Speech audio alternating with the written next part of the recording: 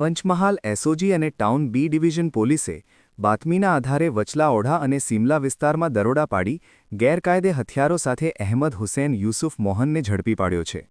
Police તપાસમાં આરોપીના રહેણાંક મકાન અને દુકાનમાંથી 2 ડબલ બેરલ બંદૂક, 6 એરગન, 4 જીવતા કારતૂસ, 11 ખાલી કારતૂસ અને અન્ય સામગ્રી મળી કુલ ₹1,33,400નો મુદ્દામાલ જપ્ત કરવામાં આવ્યો છે। ગેરકાયદે હથિયારોના આ સંગ્રહ બદલ પોલીસે ગુનો નોંધી વધુ તપાસ હાથ ધરી છે। माननीय पुलिस महानिरीक्षक साहेब श्री तथा पुलिस अधीक्षक साहेब श्री ना सूचना अनुसार गैरकायदेसर हथियारों की संग्रह तथा हेराफेरी करता इसमोने पकड़ी पाड़वा तथा तेनी गैरकायदेसर हेरफेर अटकाववा माटे जरूरी कार्यवाही करवा माटेनी सूचना अनुसार टीम एसओजी ना पीएसआई बीके गोहिल ने मळेली चोक्कस बातमी आधारे गोधरा एसओजी टीम तथा बी डिविजन ना पुलिस स्टाफे बी डिविजन पुलिस स्टेशन विस्तार में आवेला ओडा विस्तार में मुस्लिम सोसायटी में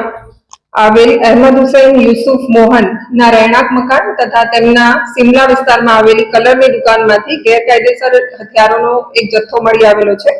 जेमां कुल 2 डबल बेरल बंदूको छे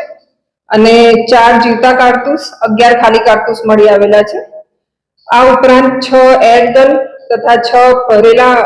छरा भरेला डब्बा मळी आवेला छे। आम टोटल 1,33,400નો मुद्दामाल कब्जे करवामां आवेलो छे। जे 2 डबल बेरल बंदूको नो उल्लेख करवामां आवेलो छे ए बाबते चोरीनी एक तपास बी डिविजन पुलिस स्टेशन खाते 3 फेब्रुआरी 2025 ના રોજ નોંધાવવામાં આવેલી હતી, જેથી આ ગુનો ડિટેક્ટ થયેલો છે અને આ જે ઈસમ અહેમદ હુસૈન યુસુફ મોહન જે આ ગુનાનો આરોપી છે તેની હમણાં ધરપકડ કરવામાં આવી છે અને એની પૂછપરછ ચાલુ છે। પૂછપરછ દરમિયાન જાણવા મળેલ છે કે રહીસ હુસેન મીઠા નામના